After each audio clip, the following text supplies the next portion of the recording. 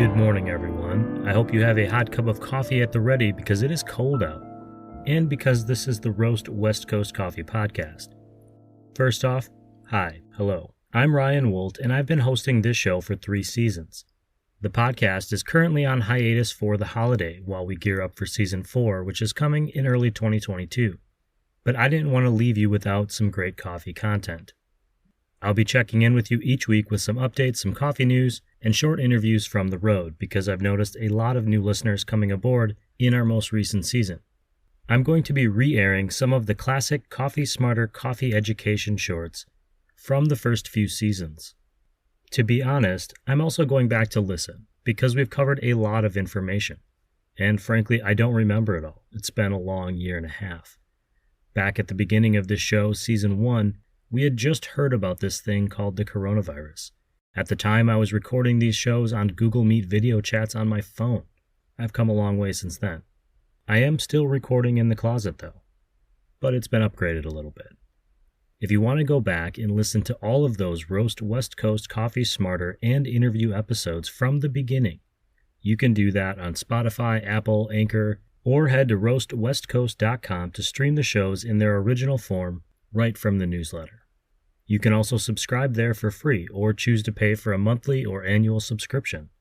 It's more like a tip that I can use to keep creating this content. And I can't thank those who've done that already enough, and thank you for considering it. I appreciate all of the listeners, readers, and subscribers who are helping to uplift the coffee community. For this first Classics reissue, I'm going to share Season 1, Weeks 2 and 3 Coffee Smarter episodes. Chris O'Brien of Coffee Cycle and I talk about the importance of water, the ratio of water to coffee grounds, the temperature, and steeping time in our morning coffee brewing. Then don't go anywhere because we're going to roll right into the Week 3 Season 1 episode where we talk about flavors in coffee. Chris is going to walk us through some of the basics like the coffee flavor wheel, flavor profiles, and then we chat about drinking coffee with mindful intention. As always, Chris has all of the answers. If you've been listening and you're wanting to recommend a great coffee roastery or coffee professional from the West Coast that you think should be on this show in Season 4, please hit me up on Instagram at RoastWestCoast. The next season is going to be the biggest one yet, and I'd certainly appreciate the heads up of whose stories you want to learn more about. For now, double check that coffee mug and make sure it is full, because it is time for the Roast West Coast Coffee Podcast Classics Edition.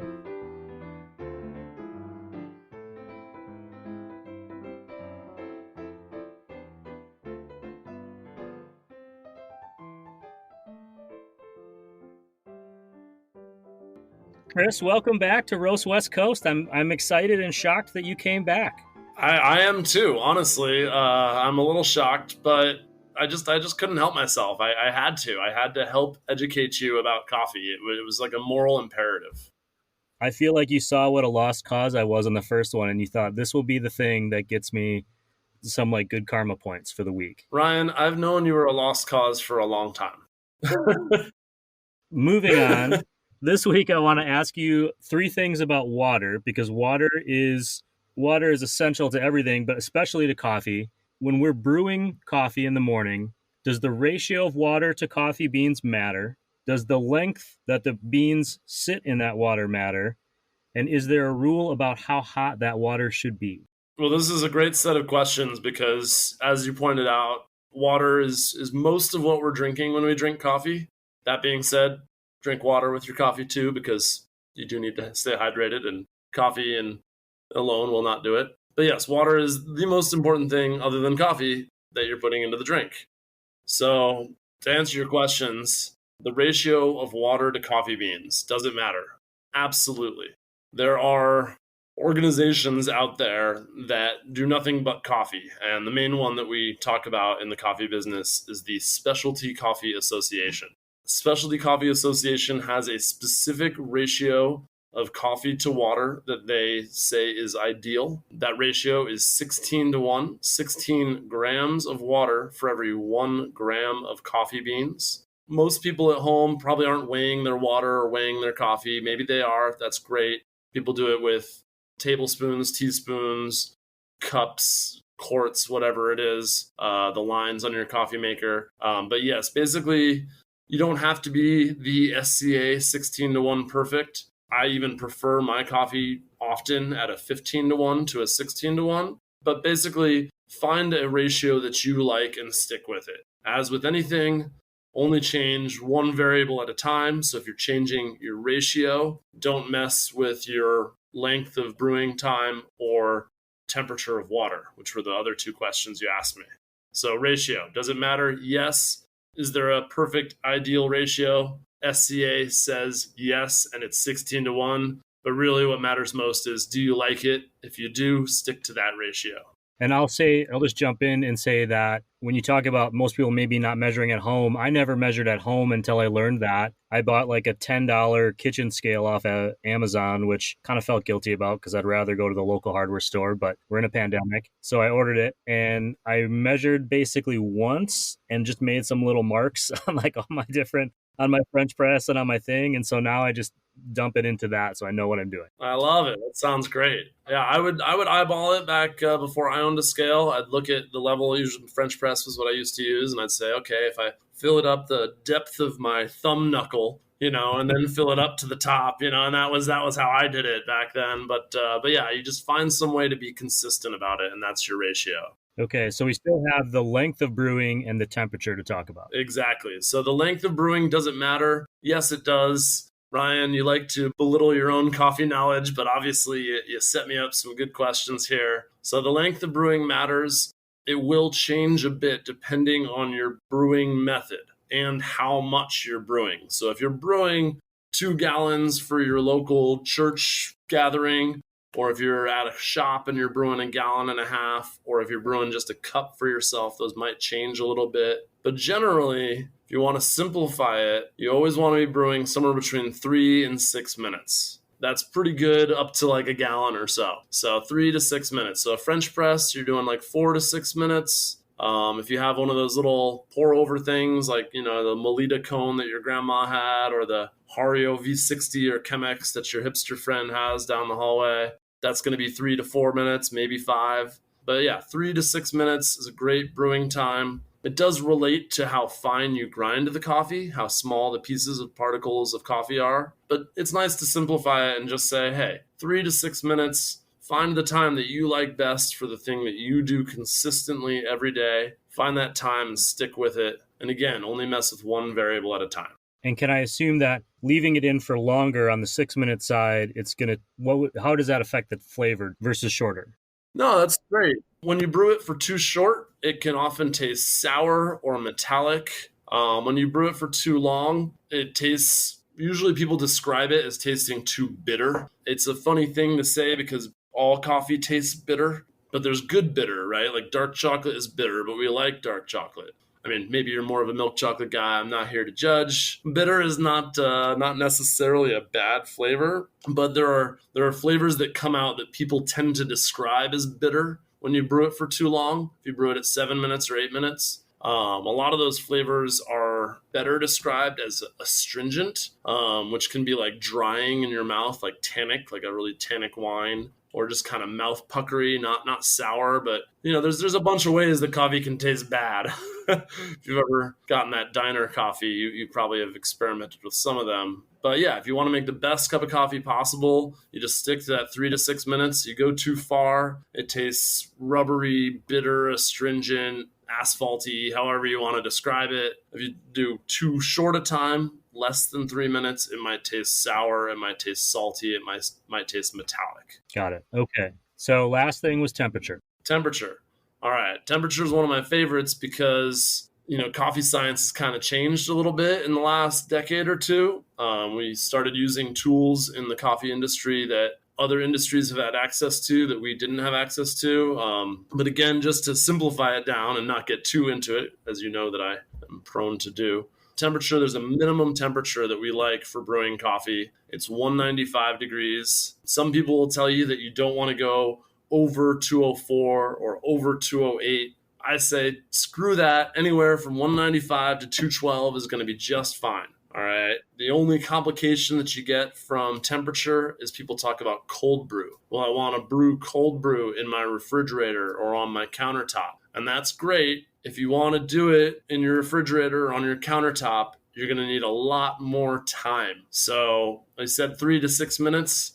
If you're doing it with cold water, that ain't going to cut it. You're going to want 12 to 24 hours. So yeah, you want to stick to that 195 to 212 if you're brewing anything hot. And if you're trying to do some sort of cold brew method, then you're going to want 12 to 24 hours because the water temperature isn't hot enough to get everything in that short amount of time. You need a lot more time. Well, I think that's going to take us right up to the limit for today. Chris, thank you again for joining me. Thank you for coming back, and I look forward to chatting with you again next week. Oh, it's always a treat, Ryan. I'm always so happy to share this coffee knowledge with you and talk about coffee. And heck, I'm even drinking coffee right now. Talk to you soon, bud.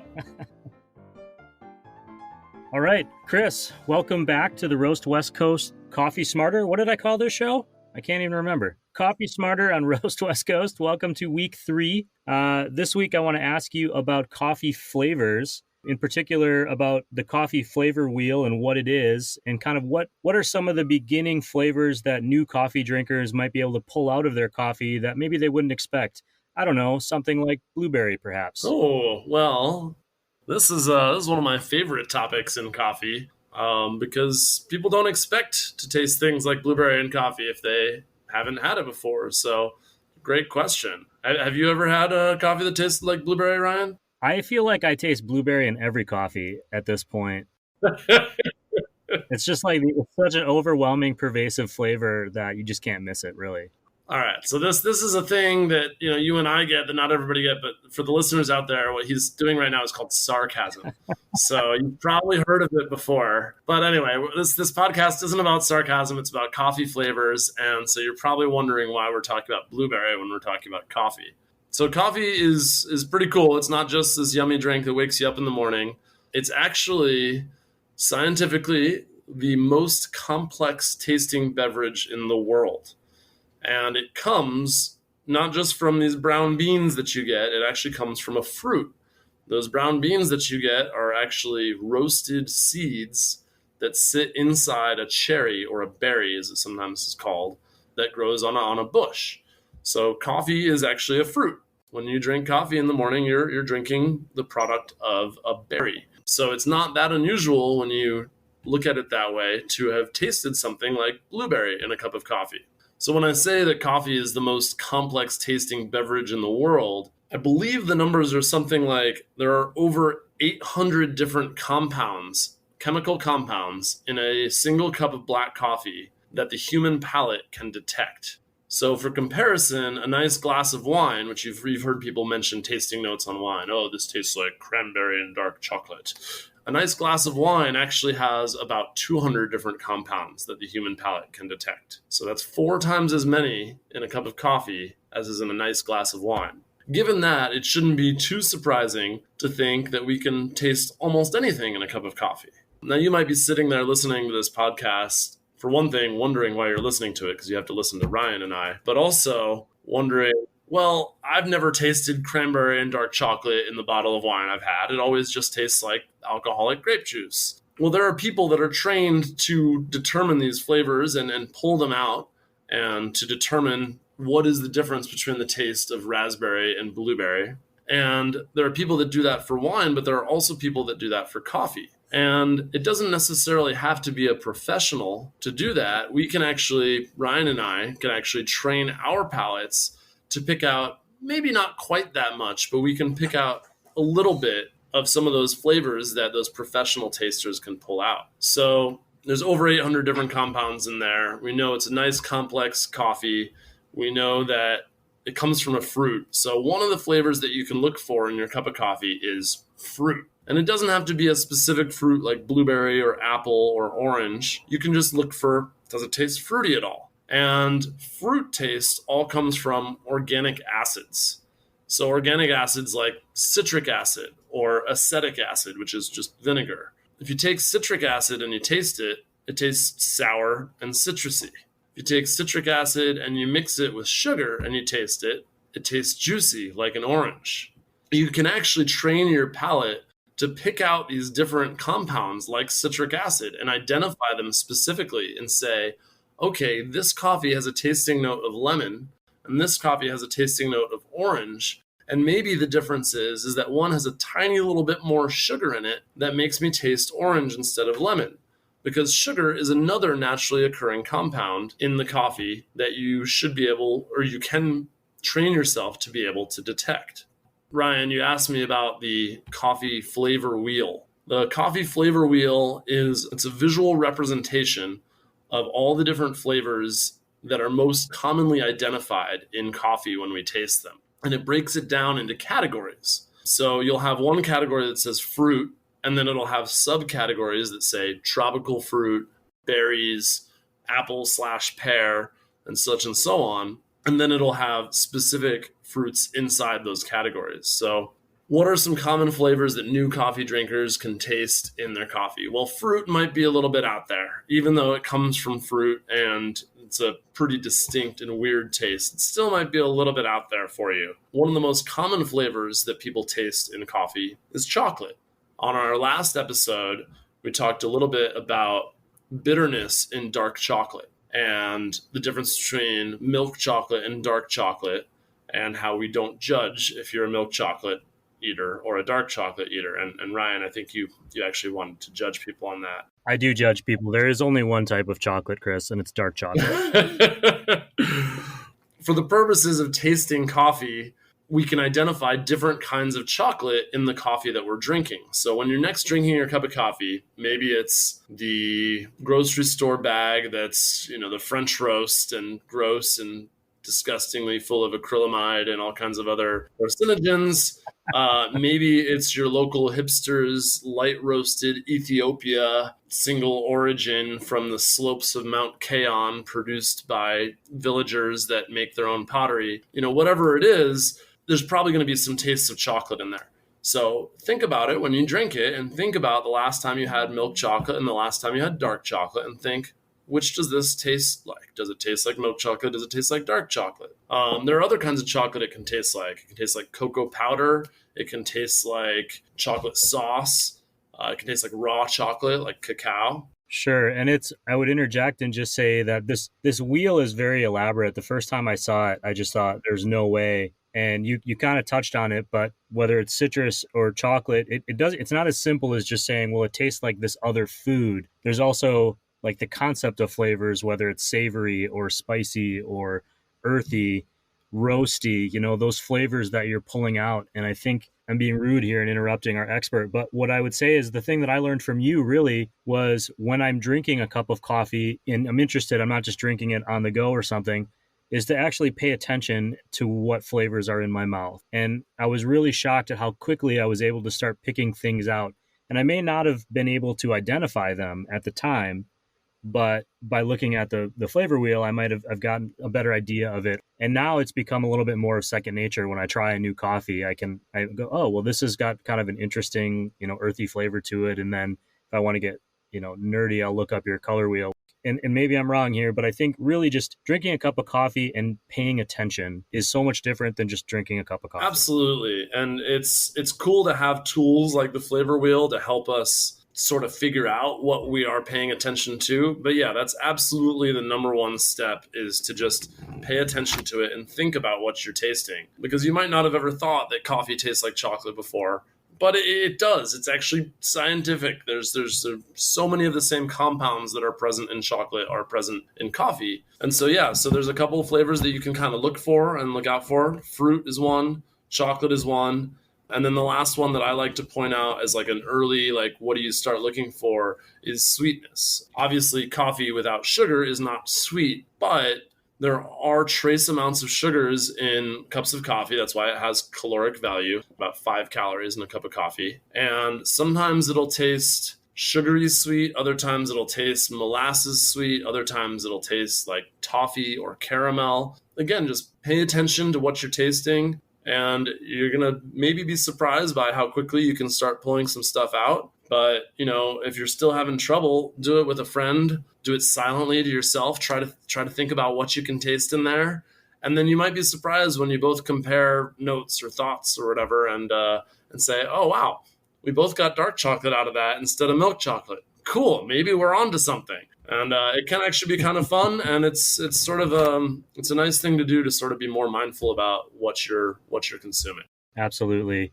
If you want to know why I get so angsty about blueberry and coffee, everyone, you'll have to stop by Coffee Cycle and ask Chris, and he can tell you the story behind it. I'm not going to share it with you here today. That's your homework for everyone, is to go to Coffee Cycle and ask Chris about blueberries. And if I hear back that 100 people showed up there and asked about blueberries, I will be a very happy person. Thank you again for coming on Roast West Coast, helping us get a little coffee smarter this week. Appreciate it, and I'll talk to you next week. Oh, as always, it's a real treat, Ryan, and I'm almost finished with my coffee, so it's about time for me to go anyway.